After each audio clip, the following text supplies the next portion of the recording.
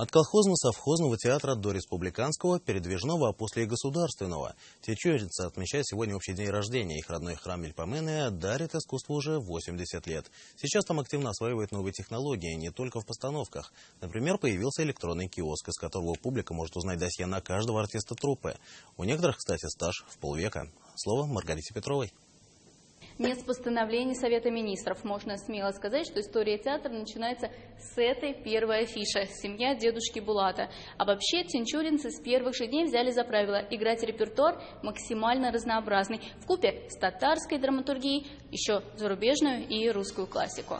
Скачок во времени может совершить каждый зритель театра, перед спектаклем заглянув в его музей. Здесь хранятся личные вещи Карима Тинчурина. Коллектив был создан именно с его благословения. Отдельный стенд посвящен легендарной голубой шале. Публику ждет Мансара сразу в 5 лицах. Например, Раузы Хайреддиновой или Венеры Ганеевой.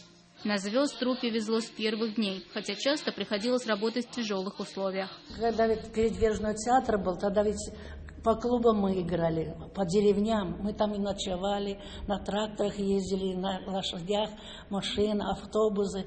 Но 50 лет, сколько изменился. А теперь уж совсем другая же театр, совсем возможностей много.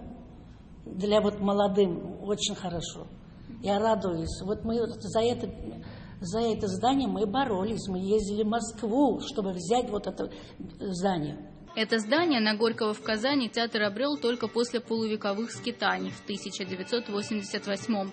В этом же году получил и имя Карима Тинчурина. Театр – это место, где исполняются мечты, говорит Артем Пескунов. В прошлом сезоне он сыграл Гамлета. Я когда захожу в этот театр, у меня сразу гордость возникает, что я здесь работаю, что это мой любимый театр, что зритель у нас свой, как бы на нас ходит зритель, смотрит, и я захожу, у меня аура такая прям, театр.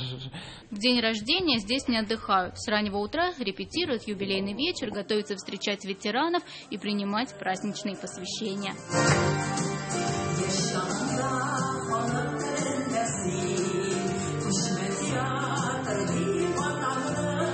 В честь юбилея в фойе выставили костюмы. В них артисты выходили на сцену в 90-е годы. Более ранее не сохранились из-за пожара в театре. Зато целые традиции. С 1993 года главный режиссер Рашид Загидуллин почти полностью обновил репертуар. Первым в республике обратился к творчеству Брехта. Только Казанью труппа традиционно не ограничивается. Регулярно радует публику и на гастролях.